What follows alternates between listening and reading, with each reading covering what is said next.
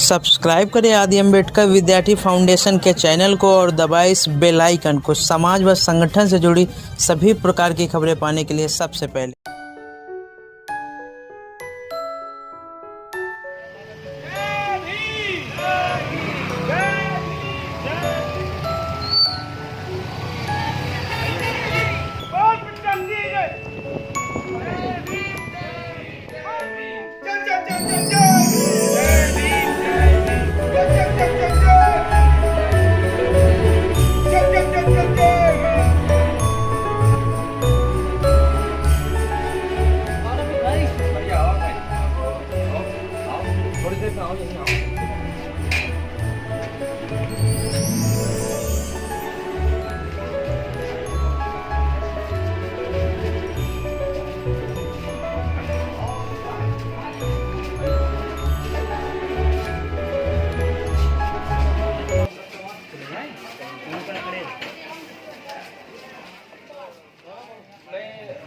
हम लोग अगर इनके प्रति कृतज्ञता नहीं जताएंगे, अगर इनका एहसान नहीं मानेंगे, तो कहीं ना कहीं हम लोग उस दिशा में काम नहीं करेंगे कि हम उनसे जो एहसान है हम उनका बदला कैसे। हम लोग एक शिक्षा संविधान यात्रा निकाल रहे हैं, मोहल्ले मोहल्ले में जाकर अपने लोगों को जागरूक करना है हम लोगों को, क्योंकि देखिए अगर हम नहीं करेंगे तो कोई दूसरा नहीं आएगा। हमें अपने समाज को खुद जगाना पड़ेगा, जैसा सभी लोगों ने किया।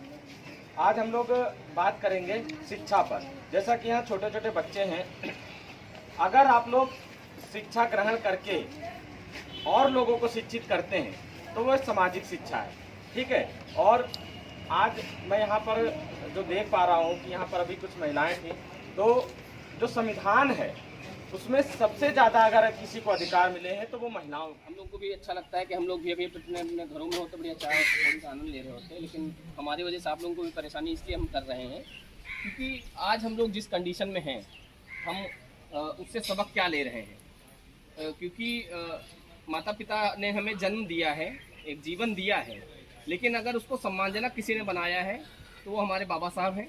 और पाखंडवाद इस तरह से अंधविश्वासों में जो पड़े हैं उससे निकलें बाहर, वो कभी नहीं चाहेगा। हमें चाहना होगा कि हम नशाखोरी छोड़ें, जो अंधविश्वास पाखंडवाद है इसको छोड़ें, अपने बच्चों को पढ़ाएं लिखाएं, अच्छा भविष्य बनाएं। अच्छे भविष्य बनेंगे तो आपका भी नाम होगा, आपके बच्चों का नाम होगा। और इसी के साथ हमारे महापुरुषों का सपना था। साथियों को जय भीम। जैसा कि आज हम लोग शिक्षा एक संविधान यात्रा निकाल रहे हैं और आप सभी लोग जानते होंगे कि शिक्षा हमारे जीवन में कितना महत्व रखती है और संविधान भी हमारे जीवन में उससे ज़्यादा महत्व रखता है। तो शिक्षा पर अगर हम लोग बात करें तो जब तक हम लोग शिक्षा को ग्रहण नहीं करेंगे तब तक हम संविधान को भी नहीं पढ़ पाएंगे। संविधान को पढ़ना इसलिए ज़रूरी है और मैं बराबर जितने भी अभी तक हम लोग घूम के आए, मैं हर जगह यही कहते आया हूँ कि हर घर में एक संविधान होना चाहिए। उसको पढ़कर हम अपने अधिकारों की रक्षा कर सकते हैं। जिस तरीके से छाता हमारे बारिश से बचाता हमें, उसी तरीके से जो संविधान है वो हमें अपने अधिकारों के लिए रक्षा करने के लिए ये है। अगर हमें अपने अधिकारों की रक्षा करनी है तो हमें अपने घर में संविधान को रखना पड़ेगा और संविधान को पढ़ने के लिए हमें सबसे पहले शिक्षित होना पड़ेगा। जब तक हम लोग शिक्षित नहीं होंगे तब तक हम लोग का जो मिशन है वो तो बेकार होगा। अगर हम लोग जो काम कर रहे हैं तो वो इसलिए काम कर रहे हैं क्योंकि देखिए सारे आप लोगों ने देखा होगा जितने भी महापुरुष रहे उनके अंदर एक शिक्षा की जोत उन्होंने जलाई है।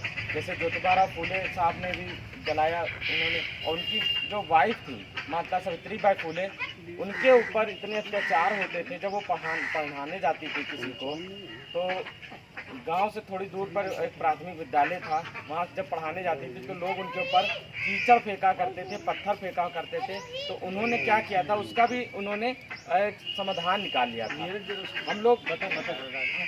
हम लोग क्या करते हैं, हम लोग समस्याओं को लेकर हमेशा रोना रोते रहते हैं, लेकिन उन्होंने क्या किया, उन्होंने उसका भी एक सलूशन निकाल लिया। उसमें क्या किया उन्होंने, एक वो साड़ी पहन के जाती थी और एक साड़ी जो है वो अपने झोले में रख के लेके जाती थी। जब वो वहाँ जाती थी स्कूल में तो वो जो गंदी साड़ी थी वो उतार देती थी और तब वो बच्चों को पढ़ाती थी। तो उन्होंने पूरे भारत में सबसे पहले आप अगर नेट पे सर्च करेंगे तो सबसे पहले उन्होंने एक विद्यालय की स्थापना करी जो एक इतिहास में पन्नों में लिख गया। और शिक्षा की जो अलग जगाई, उनके साथ उनकी एक फातिमा शेख थी जो उनकी पूरी कंधे से कंधा मिलाकर चल रही थी। और उन्होंने मतलब ये लोग शिक्षित नहीं थे, लेकिन वो जब ज्योतिबा फुले साहब के साथ काम करते करते इतना ज़्यादा वो मिशन पे कहते नहीं, जब हर किसी पुरुष के विकास में उसकी वाइफ का या किसी महिला का हाथ जरूर होता है। ठीक उसी तरीके से जैसे बाबा साहब को आगे बढ़ाने में उनकी माता रमाबाई जी का हाथ था, ठीक उसी तरीके से सावित्रीबाई फुले जी ने अपना योगदान दिया और शिक्षा पर फोकस किया। ज्योतिबा फुले साहब ने शिक्षा पर फोकस किया, नारायण गुरु जी ने शिक्षा पर फोकस किया, संत गाडगे जी ने शिक्षा पर फोकस किया। जितने भी महापुरुष आए तो उन्होंने शिक्षा पर फोकस किया। क्यों ना हम लोग उसी को माध्यम बनाकर हम लोग भी काम करें। तो अधिकतर हमें शिक्षा पर ही काम करना चाहिए, क्योंकि शिक्षा बहुत इम्पोर्टेंट है, हमारे लिए महत्वपूर्ण है और शिक्षा के बगैर सब व्यर्थ। तो क्योंकि हम लोग बहुत सुबह से निकले हुए हैं और ज़्यादा समय ना लेके मैं अपनी बात को यहीं पर ख़त्म करूँगा। और मैं चाहूँगा कि आप लोग ज़्यादा से ज़्यादा लोगों को शिक्षा से जोड़ें और शिक्षा के लिए कोई अगर काम हो तो आप हमें बताएं, हम उसको पूरा प्रयास करेंगे अपना सहयोग देने के। मैं इन्हीं सब बातों के साथ अपनी वाणी को विराम करता हूँ। जय भीम, जय समाज।